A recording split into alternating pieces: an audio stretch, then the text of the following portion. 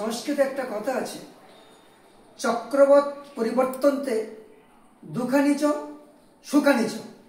অর্থাৎ মানুষের জীবনে সুখ দুঃখ রথের চাকার মতো আবর্তিত হতে থাকে, কখনো উপরে কখনো নিচে। অর্থাৎ সুখ দুঃখ ইনএভিটেবল, এটাই মানুষের জীবনে অপরিহার্য। কেউ চিরস্থায়ী সুখী নয়, আবার কেউ চিরস্থায়ী দুঃখীও নয়। এটা একই মুদ্রার এপিঠ ওপিঠ।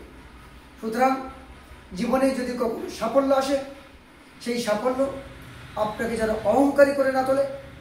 আবার ব্যর্থতা যদি আসে, সেই ব্যর্থতা আপনাকে ধৈর্য ধরে শান্তভাবে সেটা বরণ করবেন, মোকাবিলা করবেন। দুঃখে কাতর হবেন না, আবার আনন্দে খুব উচ্ছ্বাসী হবেন না।